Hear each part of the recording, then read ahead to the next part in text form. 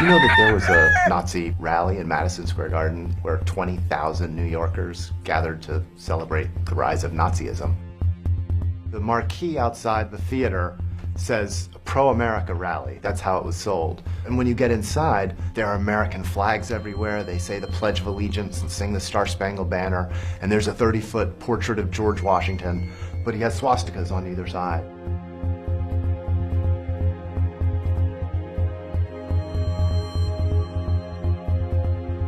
It seemed like something that, if it were true, everybody would know about. It would be a common part of American history. But I was wrong, and a number of archives had pieces of footage from the night, but nobody had pulled it all together. And when I sat down and started looking through, I was just stunned.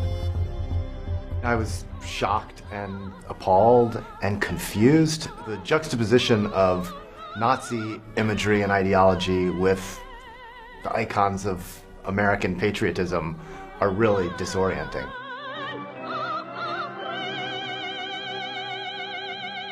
It's super dramatic. It was filmed in a way that was intended probably to be used for propaganda purposes, so it has a very dramatic feel, but it's very dark and it's weirdly familiar. The anti-Semitism and fascism were embraced by an unsettlingly large number of people, and you know that if 20,000 people show up for a rally, that there's many times that who support the ideology.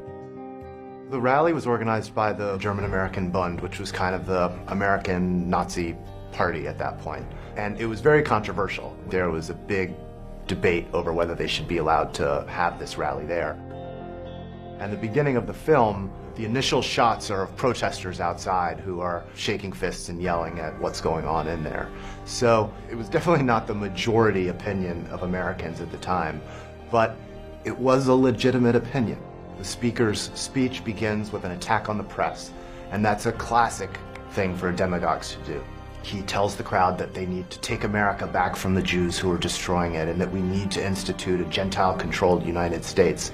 To me, the footage was kind of a metaphor for general demagoguery. And then, when the woman was murdered in Charlottesville, it became clear that this wasn't just a metaphor even anymore. Now we're actually talking about actual Nazis in the current time. Today it's the Jews, but also Muslims and immigrants.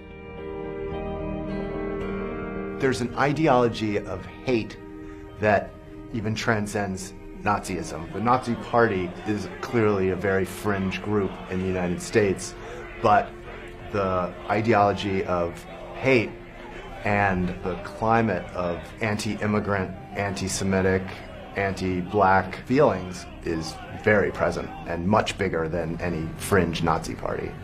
Partway through the rally, a man runs out on stage, and we know now that his name was Isidor Greenbaum. He was a Jewish plumber's assistant from Brooklyn, and he was so appalled by what he heard being said on the stage that he just couldn't control himself, and he ran out. A group of thugs basically surround him. They beat him up, take him off stage, rip his pants off as they're throwing him off stage. The most shocking and upsetting part of it is the reaction of the crowd. You don't see people who are upset or are concerned about a person who's just been beaten up in front of them.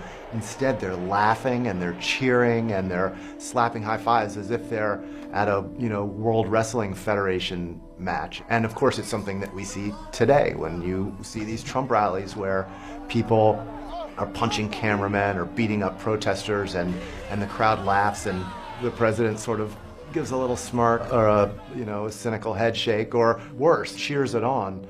It brings out the worst in Americans. And if we have to be honest, people have dark sides inside of us, and those can be stirred up by leaders who are sarcastic and funny and charismatic and mean. It's a warning about the demons that live within us that can be stirred up by demagogues like that.